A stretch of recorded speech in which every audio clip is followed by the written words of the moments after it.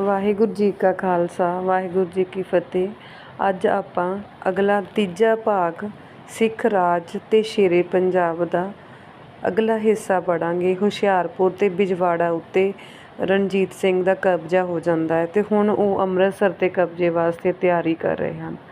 ਇਸ ਦੌਰੇ ਤੋਂ ਵਾਪਸ ਲਾਹੌਰ ਆ ਕੇ ਮਹਾਰਾਜਾ ਰਣਜੀਤ ਸਿੰਘ ਅੰਮ੍ਰਿਤਸਰ 'ਤੇ ਕਬਜ਼ਾ ਕਰਨ ਦੀ ਤਿਆਰੀ ਕਰਨ ਲੱਗਾ। ਉਹਨੇ ਮਾਰਚ 1804 ਈਸਵੀ ਵਿੱਚ ਸਰਦਾਰ ਫਤਿਹ ਸਿੰਘ ਆਹਲੂਵਾਲੀਆ ਅਤੇ ਮਾਈ ਸਦਾ ਕੌਰ ਨੂੰ ਨਾਲ ਲੈ ਕੇ ਅੰਮ੍ਰਿਤਸਰ ਨੂੰ ਜਾ ਘੇਰਾ ਪਾਇਆ ਅਤੇ ਭੰਗੀ ਸਰਦਾਰਾਂ ਤੋਂ ਤੋਪ ਜਮਜਮਾ ਮੰਗੀ। ਲਾਹੌਰ ਦੀ ਲੁੱਟ ਵਿੱਚ ਉਹ ਸਰਦਾਰ ਚੜ੍ਹਤ ਸਿੰਘ ਨੂੰ ਮਿਲੀ ਸੀ, ਇਸ ਵਾਸਤੇ ਮਹਾਰਾਜਾ ਦਾ ਉਸ ਉੱਤੇ ਆਪਣਾ ਹੱਕ ਦੱਸਿਆ ਸੀ। ਸਰਦਾਰ ਗੁਲਾਬ ਸਿੰਘ ਭੰਗੀ ਭਸੀਨ ਦੀ ਲੜਾਈ ਸਮੇਂ ਮਰ ਗਿਆ ਸੀ। ਉਸ ਤੋਂ ਪਿੱਛੋਂ ਉਸ ਦੀ ਵਿਧਵਾ ਮਾਈ ਸੁੱਖਾ ਆਪਣੇ ਬਾਲਕ ਪੁੱਤਰ ਗੁਰਦਿੱਤ ਸਿੰਘ ਦੇ ਨਾਮ ਦੇ ਆਧਾਰ 'ਤੇ ਅੰਮ੍ਰਿਤਸਰ ਵਿੱਚ ਰਾਜ ਕਰਦੀ ਸੀ। ਮਾਈ ਸੁੱਖਾ ਨੇ ਤੋਪ ਦੇਣ ਤੋਂ ਨਾਂਹ ਕਰ ਦਿੱਤੀ। ਉਹ ਸ਼ਹਿਰ ਦੀਆਂ ਕੰਧਾਂ ਤੋਂ ਮਹਾਰਾਜੇ ਦੀ ਫੌਜ ਉੱਤੇ ਗੋਲੇ ਵਸਾਉਣੇ ਸ਼ੁਰੂ ਕਰ ਦਿੱਤੇ। ਬਾਹਰੋਂ ਸ਼ੇਰੇ ਪੰਜਾਬ ਦੀਆਂ ਫੌਜਾਂ ਵੀ ਜਵਾਬ ਦੇਣ ਲੱਗੀਆਂ। ਸਰਦਾਰ ਜੋਧ ਸਿੰਘ ਰਾਮਗੜ੍ਹੀਏ ਅਤੇ ਅਕਾਲੀ ਫੂਲਾ ਸਿੰਘ ਨੇ ਵਿੱਚ ਪੈ ਕੇ ਸੁਲ੍ਹਾ ਕਰਾਈ। ਮਹਾਰਾਜੇ ਦਾ ਅੰਮ੍ਰਿਤਸਰ 'ਤੇ ਕਬਜ਼ਾ ਹੋ ਗਿਆ। ਉਹਨੇ ਮਾਈ ਸੁੱਖਾ ਅਤੇ ਉਹਦੇ ਪੁੱਤਰ ਦੇ ਗੁਜ਼ਾਰੇ ਲਈ ਜਗੀਰ ਦੇ ਦਿੱਤੀ। ਲਾਹੌਰ ਪੰਜਾਬ ਦੀ ਰਾਜਧਾਨੀ ਸੀ ਅਤੇ ਅੰਮ੍ਰਿਤਸਰ ਸਿੱਖਾਂ ਦਾ ਧਰਮ ਅਸਥਾਨ ਅਤੇ ਮਿਸਲਾਂ ਦੀ ਤਾਕਤ ਦਾ ਕੇਂਦਰ। ਹੁਣ ਦੋਵੇਂ ਥਾਂ ਸ਼ੇਰ ਪੰਜਾਬ ਦੇ ਕਬਜ਼ੇ ਵਿੱਚ ਆ ਗਏ ਸਨ। ਇਸੇ ਸਾਲ 1804 ਈਸਵੀ ਵਿੱਚ ਵਿਸਾਖੀ ਵਾਲੇ ਦਿਨ ਮਹਾਰਾਜਾ ਨੇ ਅੰਮ੍ਰਿਤਸਰ ਵਿੱਚ ਬੜਾ ਭਾਰੀ ਫੌਜੀ ਦਰਬਾਰ ਕੀਤਾ ਅਤੇ ਸਾਰੇ ਦੇਸ਼ ਦੇ ਸਰਦਾਰਾਂ ਅਤੇ ਜਰਨੈਲਾਂ ਨੂੰ 94ਵੀਆਂ ਫੌਜਾਂ ਨੂੰ ਲੈ ਕੇ ਅੰਮ੍ਰਿਤਸਰ ਵਿੱਚ ਹਾਜ਼ਰ ਹੋਏ। ਪਿਛਲੇ ਸਾਲ 1803 ਈਸਵੀ ਵਿੱਚ ਈਸਟ ਇੰਡੀਆ ਕੰਪਨੀ ਦੇ ਕੁਝ ਹਿੰਦੀ ਫੌਜੀ ਅਫਸਰ ਉੱਧਰੋਂ ਛੱਡ ਕੇ ਮਹਾਰਾਜੇ ਦੀ ਨੌਕਰੀ ਵਿੱਚ ਆ ਗਏ। ਉਹਨਾਂ ਖਾਲਸਾ ਫੌਜ ਨੂੰ ਅੰਗਰੇਜ਼ੀ ਢੰਗ ਦੀ ਟ੍ਰੇਨਿੰਗ ਸਿਖਾਈ। ਉਹਨਾਂ ਵੀ ਇਸ ਫੌਜੀ ਦਰਬਾਰ ਦੇ ਵਿੱਚ ਆਪਣੀ ਸਿਖਲਾਈ ਹੋਈ ਫੌਜ ਦੀ ਪਰੇਡ ਵੀ ਵਿਖਾਈ, ਜਿਸ ਨੂੰ ਵੇਖ ਕੇ ਮਹਾਰਾਜਾ ਬੜੇ ਖੁਸ਼ ਹੋਏ। ਫਿਰ ਉਹਨਾਂ ਨੇ ਸਰਦਾਰਾਂ ਨੂੰ ਅਹੁਦੇ ਬਖਸ਼ੇ, ਵੱਖਰੇ ਵੱਖਰੇ ਅਹੁਦੇ ਬਖਸ਼ੇ ਗਏ। ਜਿਸ ਤਰ੍ਹਾਂ ਸਰਦਾਰ ਦੇਸ਼ਾ ਸਿੰਘ ਮਜੀਠੀਆ ਨੂੰ 400 ਸਵਾਰਾਂ ਦੀ ਸਰਦਾਰੀ ਮਿਲੀ। ਹਰੀ ਸਿੰਘ ਨਲਵਾ ਨੂੰ 800 ਸਵਾਰ ਅਤੇ ਪੈਦਲ ਸੈਨਿਕ ਮਿਲੇ। ਸਰਦਾਰ ਹੁਕਮ ਸਿੰਘ ਚਿਮਨੀ ਨੂੰ ਤੋਪਖਾਨੇ ਦਾ ਦਰੋਗਾ ਅਤੇ 200 ਸਿਪਾਹੀ ਦਿੱਤੇ ਗਏ। ਗੌਂਸ ਖਾਨ ਨੂੰ ਤੋਪਖਾਨੇ ਦਾ ਕਪਤਾਨ ਅਤੇ 2000 ਸਵਾਰ ਮਿਲੇ। ਰੋਸ਼ਨ ਖਾਨ ਹਿੰਦੁਸਤਾਨੀ, ਜਿਨ੍ਹਾਂ ਨੂੰ 1000 ਨਜੀਬੀ ਪਲਟਨ ਦਾ ਕੁਮਦਾਨ ਮਿਲਿਆ। ਸ਼ੇਖ ਅਬਦੁੱਲਾ ਨੂੰ 1000 ਨਜੀਬੀ ਪਲਟਨ ਮਿਲੀ। ਬਾਗੂ ਭਾਗਵਾਨ ਮੁਰਾਲੀਵਾਲਾ ਨੂੰ 500 ਫੌਜ ਦੇ ਜਗੀਰ। ਮਿਲਖਾ ਸਿੰਘ ਨੂੰ ਰਾਵਲਪਿੰਡੀ ਤੇ 900 ਫੌਜ। ਮਿੱਤ ਸਿੰਘ ਪੜਾਈਆ 500 ਸਵਾਰ। ਕਿਰਪਾ ਸਿੰਘ ਨੂੰ 1000 ਫੌਜ। ਨਿਹਾਲ ਸਿੰਘ ਨੂੰ 500 ਸਵਾਰ। ਮਾਨ ਸਰਦਾਰਾਂ ਨੂੰ 600 ਸਵਾਰ। ਇਸ ਤਰ੍ਹਾਂ ਬਹੁਤ ਸਾਰੇ ਸਰਦਾਰਾਂ ਨੂੰ ਵੱਖਰੇ ਵੱਖਰੇ ਅਹੁਦੇ ਦਿੱਤੇ ਗਏ। ਅੰਮ੍ਰਿਤਸਰ ਤੋਂ ਆ ਕੇ ਮਹਾਰਾਜੇ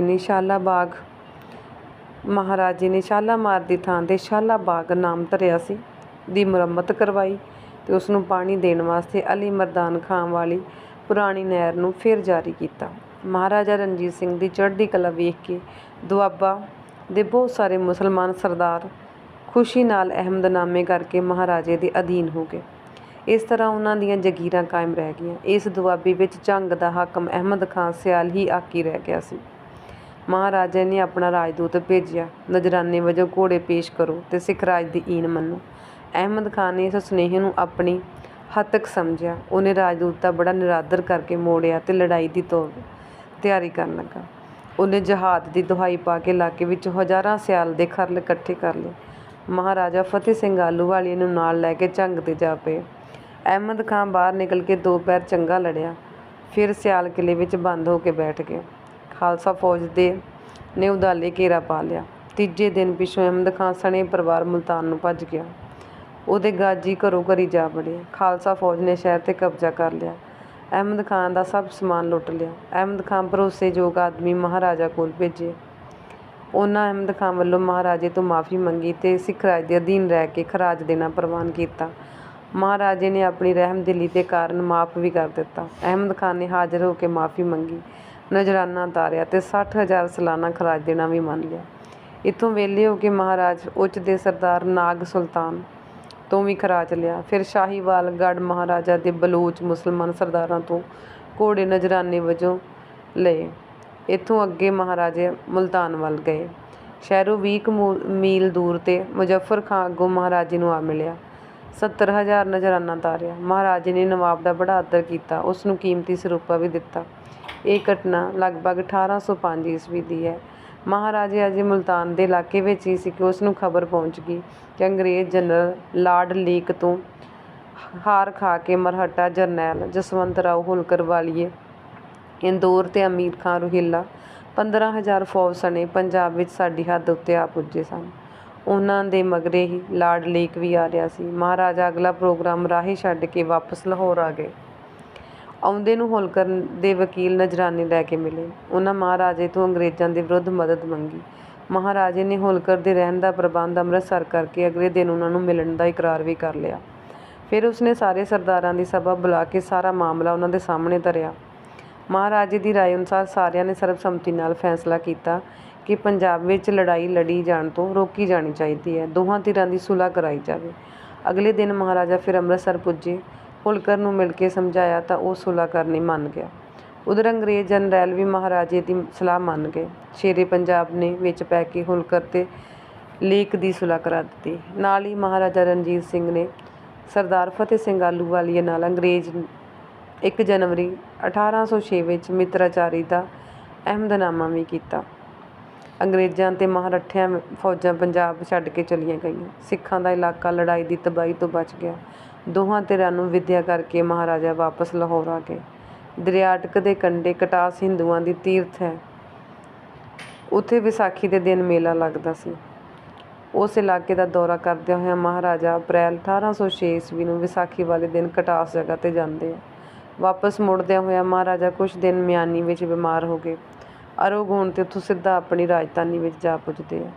ਪਿੰਡ ਦੁਲਾਦੀ ਨਾਭੇ ਤੇ ਪਟਿਆਲੇ ਦੀ ਮਿਲਵੀਂ ਹੱਦ ਉੱਤੇ ਸੀ। ਉਸ ਪਿੰਡ ਵਿੱਚ ਪਟਿਆਲੇ ਦਾ ਹਾਕਮ ਤਾਰਾ ਸਿੰਘ ਦਾ ਕਤਲ ਹੋ ਜਾਂਦਾ ਹੈ। ਇਸੇ ਕਾਰਨ ਦੋਹਾਂ ਰਿਆਸਤਾਂ ਵਿੱਚ ਝਗੜਾ ਹੋ ਜਾਂਦਾ ਹੈ। ਰਾਜਾ ਭਾਗ ਸਿੰਘ ਜੀਂਦ ਰਾਜਾ ਜਸਵੰਤ ਸਿੰਘ ਨਾਭਾ ਨਾਲ ਮਿਲ ਗਿਆ। ਭੰਗਾ ਸਿੰਘ ਤੇ ਮਹਿਤਾਬ ਸਿੰਘ ਥਾਨੇਸਰ ਵਾਲੇ ਤੇ ਲਾਲ ਸਿੰਘ ਕੈਥਲ ਵਾਲਾ ਰਾਜਾ ਸਾਹਿਬ ਸਿੰਘ ਪਟਿਆਲਾ ਨਾਲ ਮਿਲ ਗਏ। 2 ਮਹੀਨੇ ਇਹਨਾਂ ਦੀ ਆਪਸ ਵਿੱਚ ਲੜਾਈ ਹੁੰਦੀ ਹੈ। ਮਹਿਤਾਬ ਸਿੰਘ ਥਾਨੇਸਰ ਲੜਾਈ ਵਿੱਚ ਮਾਰਿਆ ਗਿਆ। ਦੋਹਾਂ ਧਿਰਾਂ ਨੇ ਮਹਾਰਾਜਾ ਰਣਜੀਤ ਸਿੰਘ ਨੂੰ ਮਦਦ ਵਾਸਤੇ ਬੁਲਾ ਲਿਆ। ਮਹਾਰਾਜਾ ਇਸ ਸਮੇਂ ਕਦੋਂ ਹੱਥੋਂ ਜਾਣ ਦੇਣ ਲੱਗਾ ਸੀ। ਉਹ 20,000 ਫੌਜ ਲੈ ਕੇ ਚਲੇ ਗਏ। ਆਹਲੂਵਾਲੀਏ ਕੋਲ ਕਪੂਰਥਲੇ ਚਲੇ ਗਏ। ਫਿਰ ਉਸ ਨੂੰ ਉਹ ਅੱਗੇ ਤੁਰੇ। ਰਾਹ ਵਿੱਚ ਕਰਤਾਰਪੁਰ ਦੇ ਸੋਢੀ ਗੁਲਾਬ ਸਿੰਘ ਨੇ 2 ਤੋਪਾਂ ਵੀ ਭੇਟਾਂ ਕੀਤੀਆਂ। ਕਰਤਾਰਪੁਰ, ਜਲੰਧਰ, ਰਾਹੋਂ ਤੇ ਫਲੋਰ ਤੋਂ ਨਜ਼ਰਾਨੇ ਉਹਨਾਂ ਨੇ ਵਸੂਲ ਕੀਤੇ। ਰਾਹੋਂ ਦੇ ਹਾਕਮ ਸਰਦਾਰ ਤਾਰਾ ਸਿੰਘ ਘੇਬਾ ਡੱਲੇਵਾਲੀਆਂ ਤੋਂ 25,000 ਨਜ਼ਰਾਨਾ ਲੈ ਕੇ ਮਹਾਰਾਜਾ ਸਤਲੁਜ ਨੂੰ ਪਾਰ ਕੀਤਾ। ਲੁਧਿਆਣਾ ਫਤਿਹ ਕਰਕੇ ਮਹਾਰਾਜਾ ਨੇ ਆਪਣੇ ਮਾਮੇ ਭਾਗ ਸਿੰਘ ਰਾਜਾ ਜੀਂਦ ਨੂੰ ਦੇ ਦਿੱਤਾ।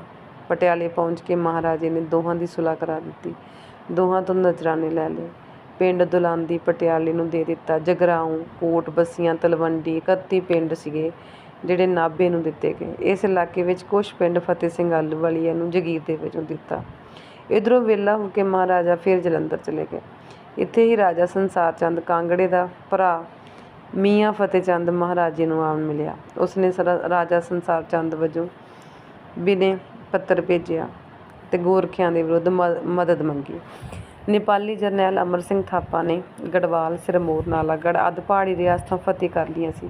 ਉਸੇ ਵੇਲੇ ਕਾਂਗੜੇ ਨੂੰ ਘੇਰਾ ਪਾਉਣਾ ਸੀ ਉਸਨੇ। ਮਹਾਰਾਜੇ ਨੇ ਫਤਿਹ ਚੰਦ ਨੂੰ ਮਦਦ ਦਾ ਵਚਨ ਦਿੱਤਾ। ਫੌਜ ਲੈ ਕੇ ਜਵਾਲਾਮੁਖੀ ਵੱਲ ਤੁਰ ਪਿਆ। ਅਮਰ ਸਿੰਘ ਥਾਪਾ ਦਾ ਦੂਤ ਜ਼ੋਰਾਵਰ ਸਿੰਘ ਮਹਾਰਾਜੇ ਨੂੰ ਮਿਲਿਆ। ਉਸਨੇ ਸੰਸਾਰ ਚੰਦ ਨਾਲੋਂ ਦੂਣਾ ਨਜ਼ਰਾਨਾ ਦੇਣਾ ਮੰਨਿਆ। ਜੋ ਸੰਸਾਰ ਚੰਦ ਦੀ ਮਦਦ ਨਾ ਕਰੇ ਤਾਂ ਮਹਾਰਾਜੇ ਨੇ ਗੋਰਖੇ ਦੀ ਤਜਵੀਜ਼ ਮੰਨਣ ਤੋਂ ਇਨਕਾਰ ਕਰ ਦਿੱਤਾ ਤੇ ਕਿਹਾ, ਸਰਕਾਰ ਸੰਸਾਰ ਚੰਦ ਦੀ ਮਦਦ ਕਰਨ ਦਾ ਵਚਨ ਕਰ ਚੁੱਕੀ ਹੈ।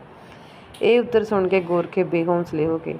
ਜਦ ਮਹਾਰਾਜਾ ਜਵਾਲਾਮੁਖੀ ਪੁੱਜਾ ਤਾਂ ਅਮਰ ਸਿੰਘ ਥਾਪਾ ਡਰਦਾ ਕਾਂਗੜੇ ਦਾ ਘੇਰਾ ਉਠਾ ਕੇ ਵਾਪਸ ਲੈ ਗਿਆ।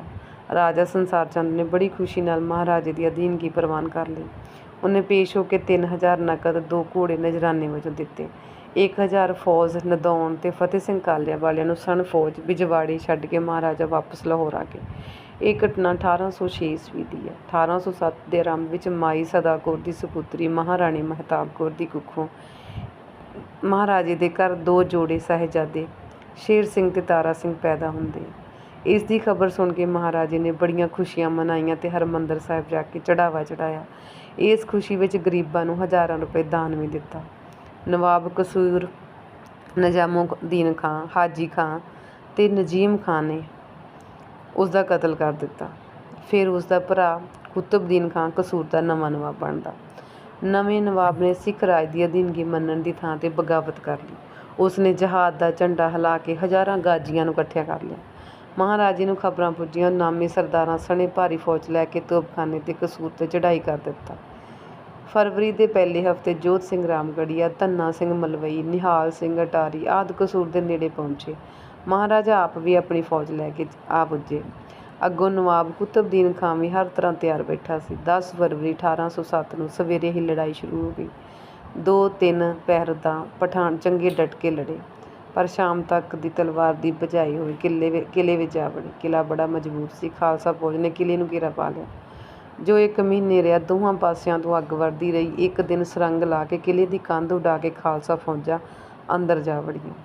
ਹਜ਼ਾਰਾਂ ਪਠਾਨ ਸਿੰਘਾਂ ਦੀ ਤੇਗ ਦੀ ਭੇਟਾ ਹੋ ਗਏ।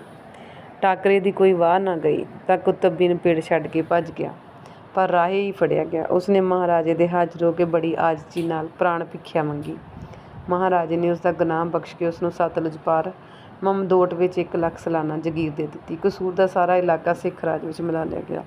ਉੱਥੋਂ ਦਾ ਪਹਿਲਾ ਹਾਕਮ ਨਿਹਾਲ ਸਿੰਘ ਅਟਾਰੀ ਵਾਲਾ ਥਾਪਿਆ ਗਿਆ। ਕਸੂਰ ਦੀ ਲੁੱਟ ਵਿੱਚੋਂ ਲੱਖਾਂ ਰੁਪਏ ਤੇ ਮਾਲ ਸਮਾਨੇ ਜੰਗ ਮਹਾਰਾਜੇ ਦੇ ਹੱਥ 'ਚ ਲੱਗਾ। ਫੌਜਾਂ ਵੀ ਇਸ ਲੁੱਟ ਵਿੱਚੋਂ ਮਾਲਾਮਾਲ ਹੋ ਗਈਆਂ। ਮੁਜ਼ੱਫਰ ਖਾਂ ਨਵਾਬ ਮੁਲਤਾਨ ਨੇ ਅੰਦਰ ਖਾਨ ਨੇ ਕੁਤਬਦੀਨ ਕਸੂਰੀ ਨੂੰ ਭੜਕਾਇਆ ਹੋਇਆ ਸੀ। ਇਸ ਵਾਸਤੇ ਕਸੂਰ ਤੋਂ ਵਿਹਲੇ ਹੋ ਕੇ ਮਹਾਰਾਜੇ ਮੁਲਤਾਨ 'ਤੇ ਚੜ੍ਹਾਈ ਕਰ ਦਿੱਤੀ। ਰਾਹ ਵਿੱਚ ਦੀਪਾਲਪੁਰ ਜ਼ਬਤ ਕਰਕੇ ਉਹਨਾਂ ਨੇ ਵਾਰਸਾਂ ਨੂੰ ਜਗੀਰ ਦੇ ਦਿੱਤੀ। ਅੱਗੇ ਵਧੇ ਖਾਲਸਾ ਫੌਜ ਨੇ ਮੁਲਤਾਨ ਨੂੰ ਘੇਰਾ ਪਾ ਲਿਆ। ਸ਼ਹਿਰ ਦਾ ਬਾਹਰਲਾ ਕੁਝ ਹਿੱਸਾ ਸਿੱਖ ਫੌਜ ਨੇ ਲੁੱਟ ਲਿਆ। ਪਹਿਲਾਂ ਤਾਂ ਮੁਜ਼ੱਫਰ ਖਾਂ ਲੜਾਈ ਵਾਸਤੇ ਤਿਆਰ ਹੋ ਗਿਆ, ਪਰ ਫਿਰ ਉਹਨੇ ਨਵਾਬ ਬਹਾਵਲਪੁਰ ਤੋਂ ਮਦਦ ਮੰਗੀ। ਪਰ ਜਦੋਂ ਬਹਾਵਲਪੁਰੀਆ ਸ਼ੇਰੇ ਪੰਜਾਬ ਦੇ ਵਿਰੁੱਧ ਮੁਜ਼ੱਫਰ ਖਾਂ ਦੀ ਮਦਦ ਵਾਸਤੇ ਤਿਆਰ ਨਾ ਹੋਇਆ ਤਾਂ ਮੁਜ਼ੱਫਰ ਖਾਂ ਨੇ ਵੀ ਹਥਿਆਰ ਸੁੱਟ ਦਿੱਤੇ। 15,000 ਰੋਜ਼ਾਨਾ ਤਾਰਿਆ।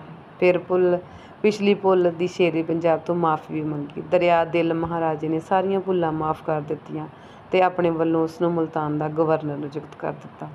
ਫਿਰ ਖਾਲਸਾ ਫੌਜਾਂ ਬਹਾਵਲਪੁਰ ਦੇ ਇਲਾਕੇ ਵੱਲ ਵਧੀਆਂ। ਬਹਾਵਲਪੁਰ ਦੇ ਵਕੀਲ ਅੱਗੋਂ ਰਾਹ ਵਿੱਚ ਆ ਮਿਲੇ।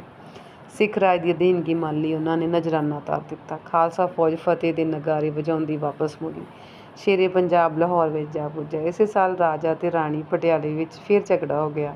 ਰਾਣੀ ਆਸ ਕੌਰ ਆਪਣੇ ਨਾਬਾਲਗ ਪੁੱਤਰ ਕਰਮ ਸਿੰਘ ਵਾਸਤੇ ਵੱਖਰੀ ਜਗੀਰ ਚਾਹੁੰਦੀ ਸੀ। ਰਾਜਾ ਸਾਹਿਬ ਦੇਣ ਵਾਸਤੇ ਤਿਆਰ ਨਹੀਂ ਸੀ।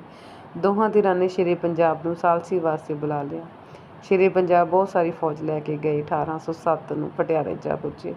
ਰਾਣੀ ਨੇ 1 ਪਿੱਤਲ ਦੀ ਤੋਪ ਤੇ 70,000 ਹੀਰਿਆਂ ਦੀ ਮਾਲਾ ਸ਼ੇਰੇ ਪੰਜਾਬ ਨੂੰ ਭੇਟਾ ਕੀਤੀ।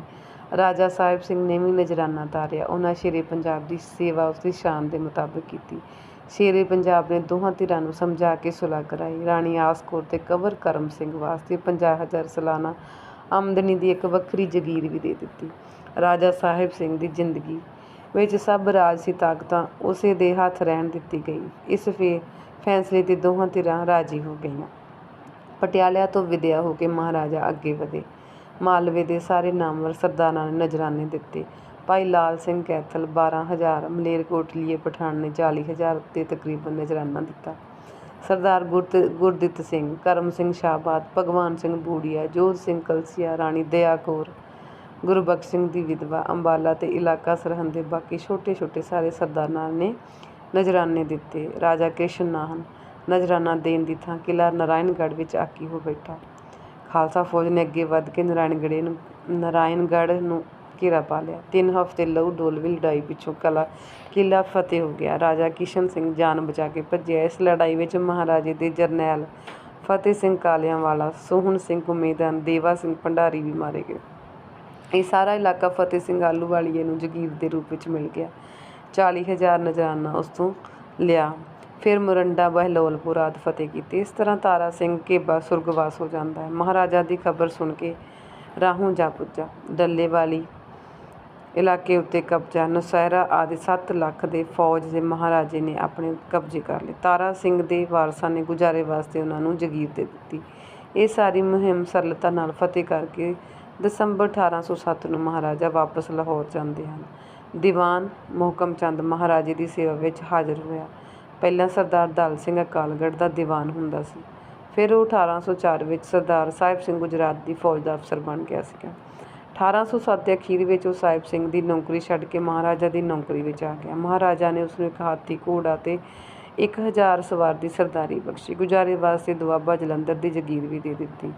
ਜਨਵਰੀ 1808 ਈਸਵੀ ਵਿੱਚ ਮਹਾਰਾਜਾ ਨੇ ਪਹਾੜੀ ਇਲਾਕਿਆਂ ਉੱਤੇ ਚੜ੍ਹਾਈ ਕੀਤੀ। ਦੀਵਾਨ ਮੁਹਕਮ ਚੰਦ ਵੀ ਮਹਾਰਾਜੇ ਦੇ ਨਾਲ ਸੀ। ਸਭ ਤੋਂ ਪਹਿਲਾਂ ਪਠਾਨਕੋਟ ਫਤਿਹ ਕੀਤਾ, ਫਿਰ ਸਰਦਾਰ ਜੈਮਲ ਸਿੰਘ ਤੋਂ 40,000 ਨਜ਼ਾਨਾ ਲਿਆ।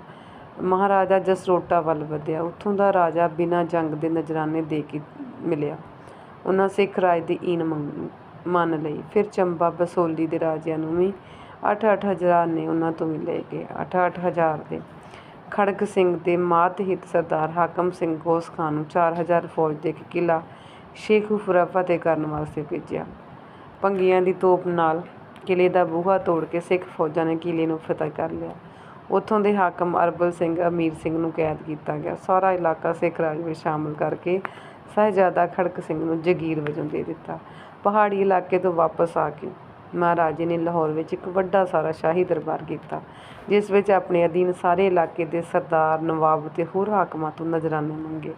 ਬਾਕੀ ਸਾਰਿਆਂ ਨੇ ਹਾਜ਼ਰ ਹੋ ਕੇ ਨਜ਼ਰਾਨੇ ਤਾਰ ਦਿੱਤੇ ਅਤੇ ਸਰੋਪੇ ਵੀ ਲਏ, ਪਰ ਜੀਵਨ ਸਿੰਘ ਸਿਆਲਕੋਟ ਅਤੇ ਸਰਦਾਰ ਸਾਹਿਬ ਸਿੰਘ ਗੁਜਰਾਤ ਹਾਜ਼ਰ ਨਾ ਹੋਏ। ਦਰਬਾਰ ਤੋਂ ਵਿਹਲੇ ਹੋ ਕੇ ਮਹਾਰਾਜੇ ਨੇ ਸਿਆਲਕੋਟ ਉੱਤੇ ਚੜ੍ਹਾਈ ਕਰ ਦਿੱਤੀ।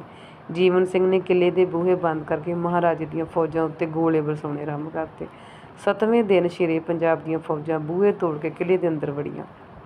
ਜੀਵਨ ਸਿੰਘ ਨੂੰ ਕੈਦੀ ਕਰ ਲਿਆ। ਉਸਦਾ ਸਾਰਾ ਇਲਾਕਾ ਜ਼ਬਤ ਕਰ ਲਿਆ ਗਿਆ। ਕੁਝ ਦਿਨਾਂ ਪਿਛੋਂ ਉਸ ਨੂੰ ਜਗੀਰ ਦਿੱਤੀ। ਸਿਆਲਕੋਟ ਦਾ ਪਹਿਲਾ ਹਾਕਮ ਗੰਡਾ ਸਿੰਘ ਨੂੰ ਬਣਾ ਦਿੱਤਾ ਗਿਆ। ਸਿਆਲਕੋਟ ਤੋਂ ਵਿਹਲਾ ਹੋ ਕੇ ਮਹਾਰਾਜਾ ਰਣਜੀਤ ਸਿੰਘ ਗੁਜਰਾਤ ਵੱਲ ਗਏ।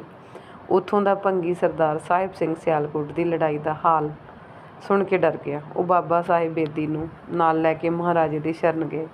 ਉਹਨੇ ਪਿਛਲੀ ਭੁੱਲ ਦੀ ਮਾਫ਼ੀ ਮੰਗੀ, ਨਜ਼ਰਾਨਾ ਤਾਰਿਆ ਅਤੇ ਅੱਗੇ ਵੱਧ ਕੇ ਅਧੀਨ ਰਹਿਣ ਦਾ ਅਹਿਮਦਨਾਮਾ ਵੀ ਲਿਖ ਦਿੱਤਾ। ਮਹਾਰਾਜਾ ਵਾਪਸ ਮੁੜਦਿਆਂ ਰਾਹ ਵਿੱਚ ਅਖਨੂਰ ਦੇ ਹਾਕਮ ਆਲਮ ਖਾਂ ਤੋਂ ਨਜ਼ਰਾਨਾ ਲੈ ਕੇ ਵਾਪਸ ਲਾਹੌਰ ਆਏ। ਅੰਗਰੇਜ਼ਾਂ ਦੇ ਵੱਲੋਂ ਤੋਹਫੇ ਮਿਲਦੇ। ਫਿਰ ਅਪ੍ਰੈਲ 1808 ਵਿੱਚ ਅੰਗਰੇਜ਼ਾਂ ਦਾ ਵਕੀਲ ਮਹਾਰਾਜੇ ਦੇ ਕੋਲ ਤੋਹਫੇ ਲੈ ਕੇ ਲਾਹੌਰ ਪਹੁੰਚਦਾ। ਮਹਾਰਾਜੇ ਨੇ 5000 ਉਸ ਨੂੰ ਸਰੋਪੇ ਵਜੋਂ ਬਖਸ਼ੇ ਅਤੇ ਸਰਕਾਰ ਅੰਗਰੇਜ਼ੀ ਵਾਸਤੇ ਮੁੜਵੇਂ ਤੋਹਫੇ ਭੇਜੇ। ਇਸੇ ਸਾਲ ਮਹਾਰਾਜੇ ਨੇ ਫਕੀਰ ਇਜੀਜ਼ੁਦੀਨ ਦਾ ਭਰਾ ਸੀਗਾ ਇਮਾਮੁਦੀਨ, ਉਹਦੀ ਨਿਗਰਾਨੀ ਵਿੱਚ ਅੰਮ੍ਰਿਤਸਰ ਦਾ ਕਿਲ੍ਹਾ ਗੋਬਿੰਦਗੜ੍ਹ ਦੁਬਾਰਾ ਬਣਵਾਇਆ। ਉੱਥੇ 2000 ਫੌਜ ਅਤੇ 20 ਤੋਪਾਂ ਪੱਕੇ ਤੌਰ 'ਤੇ ਰੱਖ ਲਈਆਂ। ਬਾਬੂ ਬਾਜ ਸਿੰਘ, ਜੱਸਾ ਸਿੰਘ ਭੰਗੀ ਨੂੰ ਫੌਜ ਦੇ ਕੇ ਮੁਲਤਾਨ ਤੋਂ ਮਾਮਲਾ ਵਸੂਲ ਕਰਨ ਲਈ ਭੇਜਿਆ। ਦੀਵਾਨ ਮੁਹਕਮ ਚੰਦ ਦੁਆਬਾ ਜਲੰਧਰ ਵਿੱਚ ਅਗਵਾਈ ਵਾਸਤੇ ਭੇਜਿਆ ਗਿਆ, ਜਿਸ ਨੇ 6 ਲੱਖ ਮਾਮਲਾ। ਇਸੇ ਸਾਲ ਦੀਵਾਨ ਭਵਾਨੀ ਦਾਸ ਕਾਬਲ ਸਦਰ ਦਰਬਾਰ ਵਿੱਚੋਂ ਨੱਸ ਕੇ ਲਾਹੌਰ ਆ ਗਿਆ। ਉਹ ਕਾਬਲ ਸਰਕਾਰ ਦੇ ਪ੍ਰਸਿੱਧ ਦੀਵਾਨ ਠਾਕੁਰ ਦਾਸ ਦਾ ਪੁੱਤਰ ਸੀ। ਮਹਾਰਾਜੇ ਨੇ ਦੀਵਾਨ ਭਵਾਨੀ ਦਾਸ ਨੂੰ ਆਪਣਾ ਦੀਵਾਨ ਬਣਾ ਲਿਆ ਅਤੇ ਖਜ਼ਾਨੇ ਦਾ ਸਾਰਾ ਪ੍ਰਬੰਧ ਉਸ ਦੇ ਹਵਾਲੇ ਕਰ ਦਿੱਤਾ। ਇਸ ਤੋਂ ਪਹਿਲੇ ਮਹਾਰਾਜੇ ਨੇ ਆਮਦਨ ਖਰਚ ਦਾ ਹਿਸਾਬ ਅੰਮ੍ਰਿਤਸਰ ਦਾ ਸ਼ਾਹੂਕਾਰ ਰਾਮਾਨੰਦ ਰੱਖਿਆ ਕਰਦਾ ਸੀ। ਭਵਾਨੀ ਦਾਸ ਨੇ ਆਪਣੇ ਕੰਮ ਨੂੰ ਬੜੀ ਯੋਗਤਾ ਨਾਲ ਨਿਭਾਇਆ। ਉਹਨੇ ਮਾਲ ਅਤੇ ਫੌਜ ਦੇ ਹਿਸਾਬ ਵੱਖਰੇ ਵੱਖਰੇ ਕਰ ਦਿੱਤੇ। ਸਰਕਾਰੀ ਖਜ਼ਾਨੇ ਦੀਆਂ ਸ਼ਾਖਾਂ ਥਾਂ-ਥਾਂ ਖੋਲ੍ਹ ਦਿੱਤੀਆਂ। ਇਸ ਸਾਲ ਮਹਾਰਾਜੇ ਨੇ ਕਰਮਚੰਦ ਨੂੰ ਸਰਕਾਰੀ ਮੋਹਰ ਲਾਉਣ ਵਾਲਾ ਵੱਡਾ ਅਫਸਰ ਵੀ ਨਿਯੁਕਤ ਕਰ ਦਿੱਤਾ। ਅਸਲ ਵਿੱਚ ਇਸ ਸਾਲ ਮਹਾਰਾਜੇ ਦੀ ਜ਼ਿੰਦਗੀ ਵਿੱਚ ਬੜੀ ਅਹਿਮੀਅਤ ਰੱਖਣ ਵਾਲਾ ਸੀ, ਕਿਉਂਕਿ ਇਸ ਸਾਲ ਮਾਲਵੇ ਦੀਆਂ ਸਿੱਖ ਰਿਆਸਤਾਂ ਵੀ ਪੰਜਾਬ ਨਾਲੋਂ ਘੱਟ ਦਿੱਤੀਆਂ ਗਈਆਂ ਸਨ। ਮਾਲਵੇ ਦੇ ਰਾਜੇ ਸ਼ੇਰ ਪੰਜਾਬ ਨਿੱਤ ਦੀਆਂ ਜਿੱਤਾਂ ਤੋਂ ਬਾਅਦ ਘਬਰਾ ਗਏ। ਉਹਨਾਂ ਦੇ ਅੰਦਰ ਇਸ ਗੱਲ ਦਾ ਭੈ ਪੈਦਾ ਹੋ ਗਿਆ ਕਿ ਇੱਕ ਦਿਨ ਮਹਾਰਾਜਾ ਰਣਜੀਤ ਸਿੰਘ ਉਹਨਾਂ ਦਾ ਇਲਾਕਾ ਵੀ ਫਤਿਹ ਕਰ ਲਵੇਗਾ ਅਤੇ ਉਹ ਤਬਾਹ ਹੋ ਜਾਣਗੇ। ਸੋ ਮਾਲਵੇ ਦੇ ਬਹੁਤ ਸਾਰੇ ਰਾਜੇ ਅਤੇ ਨਵਾਬ ਸਾਹਮਣੇ ਇਕੱਠੇ ਹੋ ਗਏ। ਉਹਨਾਂ ਫੈਸਲਾ ਕੀਤਾ ਮਹਾਰਾਜਾ ਰਣਜੀਤ ਸਿੰਘ ਤੋਂ ਬਚਣ ਵਾਸਤੇ ਅੰਗਰੇਜ਼ਾਂ ਦੀ ਅਧੀਨਗੀ ਪ੍ਰਵਾਨ ਕਰ ਲਈ ਜਾਵੇ।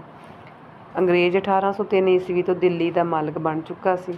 ਰਾਜਾ ਭਾਗ ਸਿੰਘ ਜੀਂਦ, ਭਾਈ ਲਾਲ ਸਿੰਘ ਪਟਿਆਲੇ ਦਾ ਵਕੀਲ, ਸਰਦਾਰ ਚੈਨ ਸਿੰਘ ਨਾਭੇ ਵਕੀਲ, ਸੈਯਦ ਗੁਲਾਮ ਹੁਸੈਨ 1808 ਈਸਵੀ ਨੂੰ ਦਿੱਲੀ ਪਹੁੰਚੇ। 1 ਅਪ੍ਰੈਲ ਨੂੰ ਦਿੱਲੀ ਵਿੱਚ ਅੰਗਰੇਜ਼ੀ ਰੈਜ਼ੀਡੈਂਟ ਕੋਲ ਅਰਜ਼ੀ ਭੇਜਦੇ ਆ, ਜਿਸ ਦਾ ਭਾਵ ਸੀ ਕਿ ਮਾਲਵੇ ਦੀਆਂ ਰਿਆਸਤਾਂ ਨੂੰ ਸਰਕਾਰ ਅੰਗਰੇਜ਼ੀ ਆਪਣੀ ਰਾਖੀ ਵਿੱਚ ਲੈ ਲਵੇ। ਉਸੇ ਵੇਲੇ ਸਰਕਾਰ ਅੰਗਰੇਜ਼ੀ ਨੇ ਇਹ ਅਰਜ਼ੀ ਨੂੰ ਪ੍ਰਵਾਨ ਨਾ ਕੀਤੀ, ਪਰ ਅਸਲੋਂ ਗੱਲਬਾਤ ਤੋੜੀ ਨਾ। ਜਦ ਇਹ ਖਬਰ ਮਹਾਰਾਜਾ ਰਣਜੀਤ ਸਿੰਘ ਨੂੰ ਮਿਲੀ ਤਾਂ ਉਹਨੇ ਮਾਲਵੇ ਦੇ ਸਾਰੇ ਸਰਦਾਰਾਂ ਅਤੇ ਰਾਜਿਆਂ ਨੂੰ ਅੰਮ੍ਰਿਤਸਰ ਬੁਲਾ ਕੇ ਉਹਨਾਂ ਦੀ ਰਾਖੀ ਅਤੇ ਸਲਾਮਤੀ ਦਾ ਭਰੋਸਾ ਦਿਵਾਇਆ। ਉਹਨੇ ਹਰ ਤਰ੍ਹਾਂ ਤਸੱਲੀ ਕਰਾਉਣ ਦਾ ਯਤਨ ਕੀਤਾ ਕਿ ਰਾਜਾ ਸਾਹਿਬ ਸਿੰਘ ਪਟਿਆਲਾ ਨਾਲ ਪੱਗ ਵਟਾ ਕੇ ਧਰਮ ਦਾ ਭਰਾ ਹੋਣ ਦਾ ਐਲਾਨ ਕਰ ਦਿੱਤਾ। ਪਰ ਅਫਸੋਸ ਮਾਲਵੇ ਦੇ ਸਿੱਖ ਰਾਜਿਆਂ ਦਾ ਸ਼ੇਰੇ ਪੰਜਾਬ 'ਤੇ ਭਰੋਸਾ ਪੱਕਾ ਨਾ ਹੋਇਆ। ਜੇ ਕਦੇ ਉਹ ਸਿੱਖ ਮਹਾਰਾਜੇ 'ਤੇ ਬੇਭਰੋਸਗੀ ਕਰਕੇ ਅੰਗਰੇਜ਼ਾਂ ਦੀ ਅਧੀਨਗੀ ਪ੍ਰਵਾਨ ਨਾ ਕਰਦੇ ਤਾਂ ਸਿੱਖਾਂ ਦਾ ਉਸ ਤੋਂ ਹੀ ਪਿੱਛੋਂ ਦਾ ਇਤਿਹਾਸ ਅੱਜ ਨਾਲੋਂ ਕੁਝ ਹੋਰ ਹੁੰਦਾ। ਕਈ ਸੱਜਣ ਕਹਿੰਦੇ ਹਨ ਕਿ ਜੇ ਉਹ ਅੰਗਰੇਜ਼ ਦੀ ਰਾਖੀ ਵਿੱਚ ਨਾ ਜਾਂਦੇ ਤਾਂ ਸ਼ੇਰੇ ਪੰਜਾਬ ਉਦੋਂ ਹੀ ਉਹਨਾਂ ਨੂੰ ਖਤਮ ਕਰ ਦਿੰਦਾ। ਸਾਡੀ ਰਾਏ ਇਸ ਦੇ ਉਲਟ ਹੈ। ਜੇ ਸਰਦਾਰ ਫਤਿਹ ਸਿੰਘ ਆਹਲੂਵਾਲੀਆ ਮਹਾਰਾਜੇ 'ਤੇ ਭਰੋਸਾ ਕਰਕੇ ਕਾਇਮ ਰਹਿ ਸਕਦਾ ਹੈ, ਸਗੋਂ ਉਸਦੀ ਰਿਆਸਤ ਸ਼ੇਰੇ ਪੰਜਾਬ ਦੀ ਕਿਰਪਾ ਨਾਲ ਵੱਧਦੀ ਹੀ ਗਈ, ਤਾਂ ਪਟਿਆਲੇ ਦਾ ਰਾਜ ਵੀ ਕਾਇਮ ਰਹਿ ਸਕਦਾ ਸੀ। ਇਸ ਸਮੇਂ ਇਹ ਅਫਵਾਹ ਆਮ ਖਿੱਲਰ ਗਈ ਕਿ ਫਰਾਂਸ ਦਾ ਬਾਦਸ਼ਾਹ ਨੈਪੋਲੀਅਨ ਬੋਨਾਪਾਰਟ ਤੁਰਕੀ ਦੇ ਐਲਾਨ ਦੀ ਮਦਦ ਨਾਲ ਹਿੰਦੁਸਤਾਨ ਉੱਤੇ ਹਮਲਾ ਕਰਨ ਦੀ ਤਿਆਰੀ ਕਰ ਰਿਹਾ। ਵਲਾਇਤ ਤੋਂ ਇਹ ਖਬਰਾਂ ਸਰਕਾਰ ਹਿੰਦੂ ਨੂੰ ਪੁੱਜੀਆਂ ਤਾਂ ਉਹਨੇ ਲਾਹੌਰ, ਅਫਗਾਨਿਸਤਾਨ, ਸਿੰਧ ਤੇ ਈਰਾਨ ਨਾਲ ਦੋਸਤੀ ਗੰਢਣ ਵਾਸਤੇ ਆਪਣੇ ਰਾਜਦੂਤ ਭੇਜਣੇ ਸ਼ੁਰੂ ਕਰ ਦਿੱਤੇ। ਸਰ ਜੌਨ ਮੈਕਲਮ ਨੂੰ ਈਰਾਨ, ਐਲ ਫਿਨਸਟਨ ਨੂੰ ਕਾਬਲ ਤੇ ਮੈਟਕਫ ਨੂੰ ਲਾਹੌਰ ਸ਼ੇਰੇ ਪੰਜਾਬ ਦੇ ਕੋਲ ਭੇਜਿਆ। ਰਾਹ ਵਿੱਚ 22 ਅਗਸਤ 1808 ਈਸਵੀ ਨੂੰ ਮੈਟਕਫ ਪਟਿਆਲੇ ਠਹਿਰਿਆ। ਰਾਜਾ ਸਾਹਿਬ ਸਿੰਘ ਪਟਿਆਲੇ ਨੇ ਉਸਦਾ ਬੜਾ ਆਦਰ ਕੀਤਾ। ਕਿਲ੍ਹੇ ਦੀਆਂ ਚਾਬੀਆਂ ਉਸਦੇ ਹਵਾਲੇ ਕਰ ਦਿੱਤੀਆਂ। ਮੈਟਕਫ ਨੇ ਚਾਬੀਆਂ ਮੋੜਦਿਆਂ ਉਸਨੂੰ ਭਰੋਸਾ ਦਿਵਾਇਆ ਕਿ ਅੰਗਰੇਜ਼ੀ ਸਰਕਾਰ ਉਸਦੀ ਰਾਖੀ ਕਰੇਗੀ। ਜਦ ਮੈਟਕਫ ਕਸੂਰ ਆਇਆ ਤਾਂ ਮਹਾਰਾਜਾ ਸਣੇ ਫੌਜ ਉਸੇ ਵੇਲੇ ਖੇਮ ਕਰਨ ਬੈਠਾ ਸੀ। ਉਸ ਨੇ ਦੀਵਾਨ ਮੁਹਕਮ ਚੰਦ ਤੇ ਫਤਿਹ ਸਿੰਘ ਆਹਲੂਵਾਲੀਆ ਨੂੰ 2000 ਫੌਜ ਦੇ ਕੇ ਮੈਟਕਫ ਦੇ ਸਵਾਗਤ ਵਾਸਤੇ ਭੇਜਿਆ। ਫਕੀਰ ਇਜ਼ੁਦੀਨ ਨੂੰ ਮੈਟਕਫ ਦੀ ਪ੍ਰਾਹੁਣਾਚਾਰੀ ਦਾ ਭਾਰ ਸੌਂਪਿਆ ਗਿਆ ਸੀ। 11 ਸਤੰਬਰ 1808 ਈਸਵੀ ਨੂੰ ਮੈਟਕਫ ਦੀ ਮਹਾਰਾਜੇ ਨਾਲ ਪਹਿਲੀ ਮੁਲਾਕਾਤ ਖੇਮਕਰਨ ਵਿੱਚ ਹੁੰਦੀ ਹੈ। ਮੈਟਕਫ ਨੇ ਗਵਰਨਰ ਜਨਰਲ ਵੱਲੋਂ ਇੱਕ ਅੰਗਰੇਜ਼ੀ ਗੱਡੀ, 2 ਘੋੜੇ, 3 ਹਾਥੀ, ਸੁਨਹਿਰੀ ਹੁੰਦਿਆਂ ਵਾਲੇ ਜੇਵਰ ਤੇ ਦੁਸ਼ਾਲੇ ਮਹਾਰਾਜੇ ਨੂੰ ਭੇਟਾਂ ਕੀਤੇ। ਅੱਗੋਂ ਮਹਾਰਾਜੇ ਨੇ ਮੈਟਕਫ ਨੂੰ ਕੀਮਤੀ ਸਰੋਪਾ ਤੇ ਗਵਰਨਰ ਜਨਰਲ ਵਾਸਤੇ ਇੱਕ ਹਾਥੀ, ਕੁਝ ਸੁਨਹਿਰੀ ਜੀਨ ਵਾਲੇ ਘੋੜੇ ਤੇ ਬਹੁਤ ਸਾਰੇ ਕੀਮਤੀ ਕੱਪੜੇ ਵੀ ਦਿੱਤੇ। ਮੈਟਕਫ ਨੇ ਆਪਣੇ ਆਉਣ ਦਾ ਕਾਰਨ ਦੱਸਿਆ। ਗਵਰਨਰ ਜਨਰਲ ਵੱਲੋਂ ਸੁਲ੍ਹਾ ਦੀਆਂ ਸ਼ਰਤਾਂ ਪੇਸ਼ ਕੀਤੀਆਂ। ਫਰਾਂਸ ਹਿੰਦ ਉੱਤੇ ਹਮਲਾ ਕਰੇ ਤਾਂ ਮਹਾਰਾਜਾ ਅੰਗਰੇਜ਼ਾਂ ਦੀ ਮਦਦ ਕਰੇਗਾ। ਜੇ ਅੰਗਰੇਜ਼ਾਂ ਨੂੰ ਕਾਬਲ ਉੱਤੇ ਹਮਲਾ ਕਰਨ ਦੀ ਲੋੜ ਪਵੇ ਤਾਂ ਮਹਾਰਾਜਾ ਆਪਣੇ ਇਲਾਕੇ ਵਿੱਚ ਦੀ ਅੰਗਰੇਜ਼ੀ ਫੌਜ ਨੂੰ ਲੰਘਣ ਦੀ ਆਗਿਆ ਦੇਵੇਗਾ। ਲਾਹੌਰ ਦਰਬਾਰ ਤੇ ਅੰਗਰੇਜ਼ੀ ਸਰਕਾਰ ਵਿੱਚ ਦੋਸਤੀ ਦੀ ਪੱਕੀ ਸੁਲ੍ਹਾ ਕੀਤੀ ਜਾਵੇ। ਸਤਲੁਜ ਤੋਂ ਚੜ੍ਹਦੇ ਪਾਸੇ ਰਿਆਸਤਾਂ ਸਰਕਾਰ ਅੰਗਰੇਜ਼ੀ ਦੀ ਰੱਖਿਆ ਵਿੱਚ ਸਮਝੀਆਂ ਜਾਣਗੀਆਂ। ਅੰਗਰੇਜ਼ੀ ਦੀ ਰਾਖੀ ਵਿੱਚ ਸਮਝੀਆਂ ਜਾਣਗੀਆਂ। ਮਹਾਰਾਜਾ ਤੀਜੀ ਸ਼ਰਤ ਤੋਂ ਬਿਨਾਂ ਹੋਰ ਕੋਈ ਵੀ ਸ਼ਰਤ ਮੰਨਣ ਨੂੰ ਤਿਆਰ ਨਾ ਹੋਇਆ। ਉਹਨੇ ਹੇਠ ਲਿਖੀਆਂ ਸੁਲ੍ਹਾ ਵਾਸਤੇ ਪੇਸ਼ ਕੀਤੀਆਂ। ਲਾਹੌਰ ਦਰਬਾਰ ਤੇ ਸਰਕਾਰ ਅੰਗਰੇਜ਼ੀ ਵਿੱਚ ਸਦਾ ਵਾਸਤੇ ਪੱਕੀ ਦੋਸਤੀ ਰਹੇ। ਕਾਬਲ ਸਰਕਾਰ ਤੇ ਲਾਹੌਰ ਦਰਬਾਰ ਵਿੱਚ ਕੋਈ ਲੜਾਈ ਝਗੜਾ ਨਾ ਹੋਵੇ ਤਾਂ ਸਰਕਾਰ ਅੰਗਰੇਜ਼ੀ ਉਸ ਵਿੱਚ ਦਾਖਲ ਨਾ ਦੇਵੇ। ਮਹਾਰਾਜਾ ਰਣਜੀਤ ਸਿੰਘ ਨੂੰ ਸਿੱਖ ਕੌਮ ਦਾ ਬਾਦਸ਼ਾਹ ਮੰਨਿਆ ਜਾਵੇ। ਸਾਰੀਆਂ ਸਿੱਖ ਰਿਆਸਤਾਂ ਉੱਤੇ ਉਸਦਾ ਰਾਜਸੀ ਅਧਿਕਾਰ ਪ੍ਰਵਾਨ ਕੀਤਾ ਜਾਵੇ। ਮੈਟਕਫ ਨੇ ਕਿਹਾ ਕਿ ਸ਼ਰਤਾਂ ਮੰਨਣ ਦਾ ਮੈਨੂੰ ਅਖਤਿਆਰ ਨਹੀਂ ਹੈ, ਪਰ ਮੈਂ ਇਹ ਸੁਲ੍ਹਾ ਦੇ ਦੇਵਾਂ ਗਵਰਨਰ ਜਨਰਲ ਕੋਲ ਭੇਜ ਦਿੰਦਾ ਹਾਂ। ਮਹਾਰਾਜੇ ਨੇ ਫਕੀਰ ਇਜ਼ੁਦੀਨ ਨੂੰ ਮੈਟਕਫ ਕੋਲ ਗੱਲਬਾਤ ਜਾਰੀ ਰੱਖਣ ਵਾਸਤੇ ਛੱਡਿਆ ਤੇ ਆਪ ਮਾਲਵੇ ਉੱਤੇ ਪੂਰਾ ਅਧਿਕਾਰ ਜਮਾਉਣ ਵਾਸਤੇ ਸਤਲੁਜ ਪਾਰ ਚਲੇ ਗਏ। ਮਹਾਰਾਜਾ ਪਿੰਡ ਖਾਈ ਵਿੱਚ ਜਾ ਬੈਠਾ। ਰਾਜਾ ਭਾਗ ਸਿੰਘ ਜੀਂਦ, ਭਾਈ ਲਾਲ ਸਿੰਘ ਕੈਥਲ, ਸਰਦਾਰ ਗੁਰਦਿੱਤ ਸਿੰਘ ਲਾਂਡਵਾਂ ਤੇ ਰਾਜਾ ਜਸਵੰਤ ਸਿੰਘ ਨਾਭਾ ਸ਼ੇਰੇ ਪੰਜਾਬ ਦੇ ਨਾਲ ਸਨ। ਫਕੀਰ ਇਜ਼ੁਦੀਨ ਤੇ ਮੈਟਕਫ ਇੱਥੇ ਆ ਕੇ ਮਹਾਰਾਜੇ ਨੂੰ ਫਿਰ ਮਿਲਦੇ, ਪਰ ਇਸ ਮੁਲਾਕਾਤ ਦਾ ਵੀ ਕੋਈ ਚੰਗਾ ਅਸਰ ਨਾ ਨਿਕਲਿਆ। ਮਹਾਰਾਜੇ ਨੇ ਆਪਣੀ ਮੁਹਿੰਮ ਜਾਰੀ ਰੱਖੀ। ਫਿਰੋਜ਼ਪੁਰ ਦੇ ਹਾਕਮ ਤੋਂ ਨਜ਼ਰਾਨਾ ਵਸੂਲਿਆ। ਇੱਥੋਂ ਸਰਦਾਰ ਕਰਮ ਸਿੰਘ ਚਾਲ ਨੂੰ ਫਰੀਦਕੋਟ ਫਤਿਹ ਕਰਨ ਵਾਸਤੇ ਭੇਜਿਆ। ਉਸਨੇ ਬਿਨਾਂ ਲੜਾਈ ਫਰੀਦਕੋਟ 'ਤੇ ਕਬਜ਼ਾ ਕਰ ਲਿਆ। ਫਿਰ ਮਹਾਰਾਜੇ ਨੇ ਨਵਾਬ ਅਤਾਉਲਾ ਮਲੇਰਕੋਟਲੇ ਨੂੰ ਘੇਰ ਕੇ 1 ਲੱਖ ਨਜ਼ਰਾਨਾ ਲਿਆ। ਇੱਥੋਂ ਅੱਗੇ ਵੱਧ ਕੇ ਅੰਬਾਲੇ 'ਤੇ ਕਬਜ਼ਾ ਕੀਤਾ। ਇਲਾਕੇ ਵਿੱਚੋਂ ਕੁਝ ਹਿੱਸਾ ਨਾਭੇ ਨੂੰ ਤੇ ਕੁਝ ਕੈਥਲੀਏ ਨੂੰ ਦਿੱਤਾ ਗਿਆ। ਇੱਥੋਂ ਚੱਲ ਕੇ ਸ਼ਾਹਬਾਦ, ਥਾਨੇਸਰ ਤੋਂ ਨਜ਼ਰਾਨੇ ਲਏ। ਸਾਨੇਵਾਲ, ਚਾਂਦਪੁਰ, ਝੰਡੇਰ, ਧਾਰੀ, ਬਹਿਰਾਮਪੁਰ ਇਹ 50,000 ਸਾਲਾਨਾ ਇਲਾਕਾ ਜਿੱਤ ਕੇ ਦੀਵਾਨ ਮੁਹਕਮ ਚੰਦ ਨੂੰ ਜਗੀਰ ਵਜੋਂ ਦੇ ਦਿੱਤਾ। ਰਹੀਮਾਬਾਦ, ਮਾਛੀਵਾੜਾ, ਖੰਨਾ, ਫਲੌਂਦੀ ਕਈ ਇਲਾਕੇ ਫਤਿਹ ਕਰਕੇ ਫਤਿਹ ਸਿੰਘ ਆਹਲੂਵਾਲੀਆ ਅਤੇ ਸਰਦਾਰ ਕਰਮ ਸਿੰਘ ਨੂੰ ਜਗੀਰਾਂ ਵਜੋਂ ਦਿੱਤੇ। 24 ਨਵੰਬਰ ਨੂੰ ਰਾਜਾ ਸਾਹਿਬ ਸਿੰਘ ਪਟਿਆਲੇ ਲਖਨੌਰ ਵਿੱਚ ਬੁਲਾ ਕੇ ਮਹਾਰਾਜੇ ਨੇ ਫਿਰ ਮੁਲਾਕਾਤ ਕੀਤੀ ਤੇ ਬਾਬਾ ਸਾਹਿਬ ਸਿੰਘ ਬੇਦੀ ਦੇ ਸਾਹਮਣੇ ਉਸ ਨੂੰ ਮਿੱਤਰਤਾ ਤੇ ਰਾਖੀ ਦਾ ਭਰੋਸਾ ਦਿਵਾਇਆ। 2 ਦਸੰਬਰ 1808 ਈਸਵੀ ਨੂੰ ਮਹਾਰਾਜਾ ਵਾਪਸ ਸਤਲੁਜ ਟੱਪਿਆ। 4 ਦਸੰਬਰ ਨੂੰ ਅੰਮ੍ਰਿਤਸਰ ਪੁੱਜੇ। ਇੱਥੇ ਮੈਟਕਫ ਨਾਲ ਫਿਰ ਮੁਲਾਕਾਤ ਸ਼ੁਰੂ ਹੋ ਗਈ। ਇਸ ਸਮੇਂ ਤੱਕ ਯੂਰਪ ਦੇ ਹਾਲਾਤ ਬਿਲਕੁਲ ਬਦਲ ਚੁੱਕੇ ਸਨ। ਨੈਪੋਲੀਅਨ ਦੇ ਹਮਲੇ ਦਾ ਖਤਰਾ ਟਲ ਗਿਆ ਸੀ। ਇਸ ਵਾਸਤੇ ਸਰਕਾਰ ਹੁਣ ਹਿੰਦ ਤੇ ਅੰਗਰੇਜ਼ ਕਰਮਚਾਰੀ ਜ਼ਰਾ ਸਖਤ ਹੋ ਗਏ। ਉਹਨਾਂ ਪੱਕਾ ਇਰਾਦਾ ਕਰ ਲਿਆ ਕਿ ਮਾਲਵੇ ਦੀਆਂ ਰਿਆਸਤਾਂ ਨੂੰ ਆਪਣੇ ਅਧੀਨ ਕਰਨਾ। ਗਵਰਨਰ ਜਨਰਲ ਦੇ ਹੁਕਮ ਨਾਲ ਕਰਨਲ ਡੇਵਿਡ ਆਕਟਰ ਲੋਨੀ ਅੰਗਰੇਜ਼ੀ ਫੌਜ ਲੈ ਕੇ 16 ਜਨਵਰੀ 1809 ਨੂੰ ਦਰਿਆ ਜਮਨਾ ਤੋਂ ਲਹਿੰਦੇ ਪਾਸੇ ਵੱਲ ਟੱਪ ਕੇ ਬੁੜੀਆਂ ਦੇ ਘਾਟ ਤੋਂ ਟੱਪ ਕੇ ਉਹ ਅੰਬਾਲੇ ਤੱਕ ਪੁੱਜੇ। ਮਾਲਵੇ ਦੇ ਸਰਦਾਰਾਂ ਤੇ ਰਾਜਿਆਂ ਨੇ ਉਸਦਾ ਬੜਾ ਸਵਾਗਤ ਕੀਤਾ। ਇਨ੍ਹਾਂ ਹੀ ਦਿਨਾਂ ਵਿੱਚ ਮੁਹਰਮ ਦਾ ਘੋੜਾ ਕੱਢਣ ਸਮੇਂ ਅੰਮ੍ਰਿਤਸਰ ਵਿੱਚ ਮੈਟਕਾਫ ਦੇ ਹਿੰਦੁਸਤਾਨੀ ਮੁਸਲਮਾਨ ਸਿਪਾਹੀਆਂ ਨਾਲ ਅਕਾਲੀ ਫੂਲਾ ਸਿੰਘ ਦੇ ਜਥੇ ਦੀ ਲੜਾਈ ਹੋ ਗਈ। ਖਬਰ ਮਿਲੀ ਕਿ ਮਹਾਰਾਜੇ ਨੇ ਆ ਕੇ ਆਪ ਅੱਖੀਂ ਵੇਖ ਕੇ ਲੜਾਈ ਬੰਦ ਕਰਾਈ। ਹਿੰਦੁਸਤਾਨੀ ਕਵਾਇਦਬੰਦ ਸਿਪਾਹੀਆਂ ਦਾ ਲੜਾਈ ਦਾ ਢੰਗ ਮਹਾਰਾਜੇ ਨੂੰ ਬੜਾ ਪਸੰਦ ਆਇਆ। ਉਹਨੇ ਦਿਲ ਨਾਲ ਪੱਕਾ ਫੈਸਲਾ ਕੀਤਾ ਕਿ ਅੰਗਰੇਜ਼ਾਂ ਨਾਲ ਲੜਨ ਤੋਂ ਪਹਿਲਾਂ ਖਾਲਸਾ ਫੌਜ ਨੂੰ ਪੂਰੀ ਤਰ੍ਹਾਂ ਕਵਾਇਦਦਾਨ ਬਣਾਇਆ ਜਾਵੇਗਾ। ਮਾਲਵੇ ਦੇ ਰਾਜਿਆਂ ਨੂੰ ਆਪਣੇ ਹੱਕ ਵਿੱਚ ਵੇਖ ਕੇ 9 ਫਰਵਰੀ 1809 ਨੂੰ ਕਰਨਲ ਆਕਟਰ ਲੋਨੀ ਨੇ ਹੇਠ ਲਿਖੇ ਭਾਵ ਦਾ ਐਲਾਨ ਕਰ ਦਿੱਤਾ। ਅੰਗਰੇਜ਼ ਫੌਜ ਮਹਾਰਾਜਾ ਰਣਜੀਤ ਸਿੰਘ ਦੀ ਹੱਦ ਦੇ ਨੇੜੇ ਆ ਪੁੱਜੀ।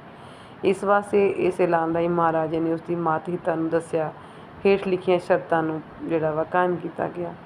ਖਰੜ ਖਾਨਪੁਰ ਹੋਰ ਕਿਲੇ ਜੋ ਦਰਿਆ ਸਤਲੁਜ ਦੇ ਪਾਸੇ ਮਹਾਰਾਜੇ ਦੇ ਕਬਜ਼ੇ ਵਿੱਚ ਸਨ ਖਾਲੀ ਕਰਨ ਕਿ ਉਹ ਪੁਰਾਣੇ ਮਾਲਕਾਂ ਦੇ ਹਵਾਲੇ ਕੀਤੇ ਜਾਣ। ਮਹਾਰਾਜੇ ਨੇ ਦੀ ਜਿੰਨੀ ਵੀ ਪੈਦਲ ਫੌਜ ਦਰਿਆਓਂ ਇਸ ਪਾਸੇ ਹੈ ਸਭ ਪਰਲੇ ਪਾਸੇ ਜਾਵੇਗੀ।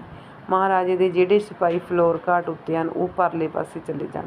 ਫਿਰ ਕਦੇ ਮਹਾਰਾਜੇ ਦੇ ਸਿਪਾਹੀ ਦਰਿਆਓਂ ਇਸ ਪਾਰ ਵੱਲ ਕਦੇ ਨਾ ਆਉਣ, ਕਿਉਂਕਿ ਸਰਕਾਰ ਅੰਗਰੇਜ਼ੀ ਨੇ ਇਹਨਾਂ ਸਰਦਾਰਾਂ ਨੂੰ ਆਪਣੀ ਰਾਖੀ ਵਿੱਚ ਲੈ ਲਿਆ। ਸਰਕਾਰ ਨੇ ਦਰਿਆ ਇਸ ਪਾਸੇ ਥਾਨਿਆਂ ਵਿੱਚ ਥੋੜ੍ਹੀ ਥੋੜ੍ਹੀ ਫੌਜ ਰੱਖੀ ਹੈ।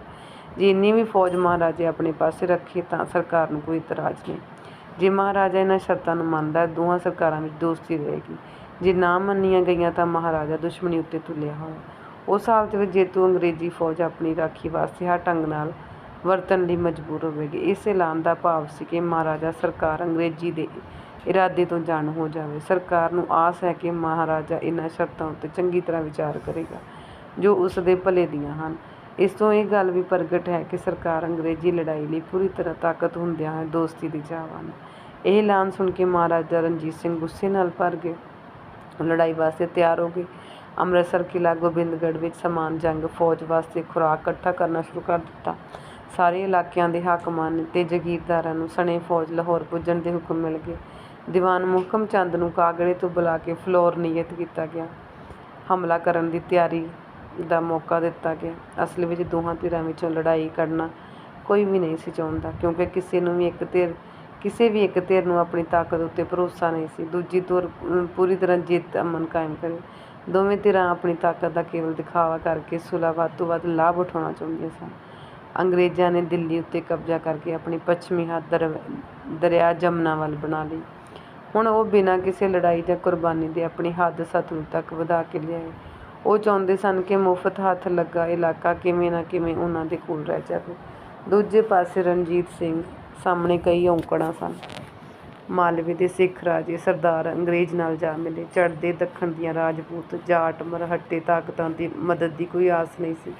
ਜਿਹੜੇ ਇਲਾਕੇ ਅਜੇ ਨਵੇਂ ਫਤਿਹ ਕੀਤੇ ਸਨ ਲੜਾਈ ਵਿੱਚ ਉਹਨਾਂ ਦੇ ਵਫ਼ਾਦਾਰ ਰਹਿਣ ਉੱਤੇ ਕੋਈ ਭਰੋਸਾ ਨਹੀਂ ਸੀ। ਪੱਛਮ ਦੀਆਂ ਮੁਸਲਮਾਨ ਤਾਕਤਾਂ ਦਾ ਡਰ ਸੀ ਕਿ ਚੜ੍ਹਦੇ ਪਾਸੋਂ ਲੜਾਈ ਛਿੜ ਗਈ ਤੇ ਉਹਨਾਂ ਪਿਛਲੇ ਪਾਸੇ ਹਮਲਾ ਨਾ ਕਰ ਦੇਣ। ਇਹਨਾਂ ਕਾਰਨਾਂ ਕਰਕੇ ਮਹਾਰਾਜਾ ਸੁਲ੍ਹਾ ਵਾਸਤੇ ਤਿਆਰ ਹੋ ਗਏ।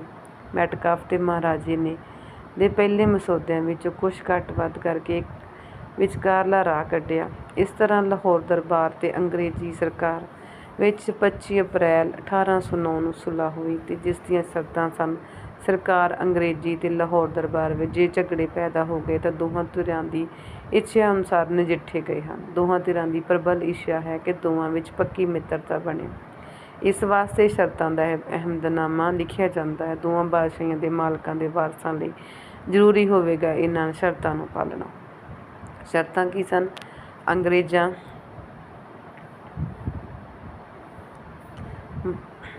ਅੰਗਰੇਜ਼ੀ ਸਰਕਾਰ ਅਤੇ ਲਾਹੌਰ ਦਰਬਾਰ ਵਿੱਚ ਸਦਾ ਮਿੱਤਰਤਾ ਰਹੇਗੀ। ਅੰਗਰੇਜ਼ੀ ਸਰਕਾਰ ਲਾਹੌਰ ਦਰਬਾਰ ਦੀ ਪੂਰੀ ਤਰ੍ਹਾਂ ਇੱਜ਼ਤ ਕਰੇਗੀ, ਉਹਨਾਂ ਨੂੰ ਵੱਡੀਆਂ ਪਤਵੰਤੀਆਂ ਤਾਕਤਾਂ ਵਿੱਚ ਗਿਣੇਗੀ। ਮਹਾਰਾਜਾ ਰਣਜੀਤ ਸਿੰਘ ਦੇ ਦਰਿਆ ਸਤਲੁਜ ਦੇ ਸੱਜੇ ਪਾਸੇ ਇਲਾਕਿਆਂ ਤੇ ਪਰਜਾ ਨਾਲ ਸਰਕਾਰ ਅੰਗਰੇਜ਼ੀ ਕੋਈ ਵੀ ਸਬੰਧ ਨਹੀਂ ਰੱਖੇਗੀ। ਮਹਾਰਾਜਾ ਸਤਲੁਜ ਦੇ ਖੱਬੇ ਹੱਥ ਵਾਲੇ ਇਲਾਕਿਆਂ ਵਿੱਚ ਅੰਦਰਲੇ ਪ੍ਰਬੰਧ ਦੀ ਲੋੜ ਤੋਂ ਵੱਧ ਫੌਜ ਨਹੀਂ ਰੱਖ ਸਕਦੇ। ਨਾ ਹੀ ਮਹਾਰਾਜਾ ਇਸ ਪਾਸੇ ਦੇ ਸਰਦਾਰਾਂ ਨਾਲ ਇਲਾਕਿਆਂ ਨਾਲ ਕੋਈ ਵਾਸਤਾ ਰੱਖੇਗਾ। ਜੇ ਕੋਈ ਧਿਰ ਉੱਪਰਲੀਆਂ ਸ਼ਰਤਾਂ ਪੂਰੀਆਂ ਕਰਨ ਤੋਂ ਇਨਕਾਰ ਕਰੇਗੀ ਜਾਂ ਦੁਵੱਲੀ ਦੋਸਤੀ ਵਿੱਚ ਵਿਘਨ ਪਾਇਆ ਤਾਂ ਇਹ ਅਹਿਮਦਨਾਮਾ ਟੁੱਟ ਗਿਆ ਸਮਝਿਆ ਜਾਵੇਗਾ। ਇਸ 4 ਸ਼ਰਤਾਂ ਅਹਿਮਦਨਾਮਾ 25 ਅਪ੍ਰੈਲ 1809 ਨੂੰ ਅੰਮ੍ਰਿਤਸਰ ਵਿੱਚ ਹੁੰਦਾ। ਮੈਟਕਾਫ ਨੇ ਆਪਣੀ ਸਹੀ ਪਾ ਕੇ ਮੋਹਰ ਲਾ ਕੇ ਇਸ ਅਹਿਮਦਨਾਮੇ ਦੀ ਅੰਗਰੇਜ਼ੀ ਤੇ ਫਾਰਸੀ ਵਿੱਚ ਨਕਲ ਮਹਾਰਾਜੇ ਦੇ ਹਵਾਲੇ ਕਰ ਦਿੱਤੀ। ਮਹਾਰਾਜੇ ਨੇ ਇਸ ਤਰ੍ਹਾਂ ਦੀ ਇੱਕ ਹੋਰ ਨਕਲ ਆਪਣੀ ਸਹੀ ਪਾ ਕੇ ਮੋਹਰ ਪਾ ਕੇ ਮੈਟਕਾਫ ਨੂੰ ਦਿੱਤੀ। ਇਹ ਵੀ ਫੈਸਲਾ ਹੋਇਆ ਕਿ 2 ਮਹੀਨੇ ਦੇ ਅੰਦਰ ਅੰਦਰ ਇਹ ਅਹਿਮਦਨਾਮੇ ਉੱਤੇ ਗਵਰਨਰ ਜਨਰਲ ਦੀ ਸਹੀ ਪਵਾ ਕੇ ਮਹਾਰਾਜੇ ਦੇ ਹਵਾਲੇ ਕੀਤੀ ਜਾਵੇਗੀ। 30 ਮਈ 1809 ਨੂੰ ਗਵਰਨਰ ਜਨਰਲ ਲਾਰਡ ਮਿੰਟੋ ਨੇ ਇਸ ਅਹਿਮਦਨਾਮੇ ਉੱਤੇ ਆਪਣੀ ਸਹੀ ਪਾਈ ਤੇ ਮੋਹਰ ਲਾਈ। 3 ਮਈ 1808 ਨੂੰ ਸਰਕਾਰ ਅੰਗਰੇਜ਼ੀ ਵੱਲੋਂ ਇੱਕ ਇਸ਼ਤਿਹਾਰ ਕੱਢਿਆ ਗਿਆ। ਮਾਲਵੇ ਤੇ ਸਰਹਿੰਦ ਦੇ ਸਰਹੱਦਦਾਰਾਂ ਦਾ ਇੱਕ ਦਰਬਾਰ ਕਰਕੇ ਪੜ੍ਹ ਕੇ ਸੁਣਾਇਆ ਗਿਆ, ਜਿਸ ਵਿੱਚ ਕੀ ਪ੍ਰਗਟ ਕੀਤਾ ਗਿਆ ਕਿ ਮਾਲਵੇ ਤੇ ਸਰਹਿੰਦ ਦੀਆਂ ਰਿਆਸਤਾਂ ਅੰਗਰੇਜ਼ੀ ਸਰਕਾਰ ਦੇ ਰਾਖੀ ਵਿੱਚ ਸਨ। ਲੁਧਿਆਣੇ ਵਿੱਚ ਅੰਗਰੇਜ਼ੀ ਸਰਕਾਰ ਨੇ ਆਪਣੀ ਛਾਉਣੀ ਪਾ ਲਈ। ਆਕਟਰਲੋਨੀ ਉੱਥੋਂ ਦਾ ਅਫਸਰ ਨਿਯੁਕਤ ਹੋ ਗਿਆ। ਆਕਟਰਲੋਨੀ ਕੋਲ ਬਖਸ਼ੀ ਨੰਦ ਸਿੰਘ ਭੰਡਾਰੀ ਬਟਾਲਵੀ ਮਹਾਰਾਜੇ ਵੱਲੋਂ ਰਾਜਦੂਤ ਥਾਪਿਆ ਗਿਆ। ਅੰਗਰੇਜ਼ੀ ਸਰਕਾਰ ਵੱਲੋਂ ਖੁਸ਼ਕ ਵਕਤ ਰਾਏ ਨੂੰ ਲਾਹੌਰ ਦਰਬਾਰ ਵਿੱਚ ਖਬਰਨਵੀਸ ਮੁਕਰਰ ਕਰ ਦਿੱਤਾ ਗਿਆ। ਇਸ ਅਹਿਮਦਨਾਮੇ ਦੇ ਅਸਰ ਨਾਲ ਸਤਲੁਜ ਦੇ ਖੱਬੇ ਪਾਸੇ ਮਹਾਰਾਜੇ ਦਾ ਹੁਣ ਕੋਈ ਵਾਸਤਾ ਨਾ ਰਿਹਾ ਤੇ ਉਹਦੀ ਰੀਝ ਕਿ ਸਾਰੇ ਸਿੱਖਾਂ ਦੀ ਇੱਕ ਤਾਕਤਵਰ ਬਾਦਸ਼ਾਹੀ ਕਾਇਮ ਰਹੇ ਸਦਾ ਵਾਸਤੇ ਅਰਮਾਨ ਬਣ ਕੇ ਰਹਿ ਗਈ। ਪਰ ਸਤਲੁਜ ਦੇ ਸੱਜੇ ਪਾਸੇ ਕਾਂਗੜੇ ਤੋਂ ਮੁਲਤਾਨ ਤੱਕ ਦੇਹਰਾ ਜਾਤ ਅਟਕ ਪੇਸ਼ਾਵਰ ਕਸ਼ਮੀਰ ਦੇ ਸਾਰੇ ਇਲਾਕਿਆਂ ਦਾ ਕਾਨੂੰਨੀ ਤੌਰ 'ਤੇ ਬਾਦਸ਼ਾਹ ਮੰਨਿਆ ਗਿਆ। ਇੱਧਰ ਦੀਆਂ ਅੱਧ ਸੁਤੰਤਰ ਤਾਕਤਾਂ ਨਾਲ ਸਰਕਾਰ ਅੰਗਰੇਜ਼ੀ ਦਾ ਕੋਈ ਵਾਸਤਾ ਨਹੀਂ ਰਹਿ ਗਿਆ। ਜੇ ਕਦੇ ਮਹਾਰਾਜੇ ਨੇ ਅਫਗਾਨਿਸਤਾਨ ਨਾਲ ਕੋਈ ਝਗੜਾ ਵੀ ਹੋ ਜਾਵੇ ਤਾਂ ਅੰਗਰੇਜ਼ ਉਸ ਵਿੱਚ ਦਖਲ ਨਹੀਂ ਦੇ ਸਕਦੇ। ਇਉਂ ਸਮਝੋ ਕਿ ਹੁਣ ਉੱਤਰ ਪੱਛਮ ਵੱਲ ਆਪਣੀਆਂ ਹੱਦਾਂ ਵਧਾਉਣ ਲਈ ਮਹਾਰਾਜਾ ਅੰਗਰੇਜ਼ਾਂ ਵੱਲੋਂ ਬੇਫਿਕਰ ਹੋ ਗਿਆ। ਇਸ ਅਹਿਮਦਨਾਮੇ ਨੇ ਸਿੱਖ ਰਾਜ ਤੇ ਸ਼ੇਰੇ ਪੰਜਾਬ ਦੇ ਜੀਵਨ ਵਿੱਚ ਇੱਕ ਨਵਾਂ ਕਾਂਡ ਸ਼ੁਰੂ ਕੀਤਾ। ਵਾਹਿਗੁਰੂ ਜੀ ਕਾ ਖਾਲਸਾ, ਵਾਹਿਗੁਰੂ ਜੀ ਕੀ ਫਤਿਹ।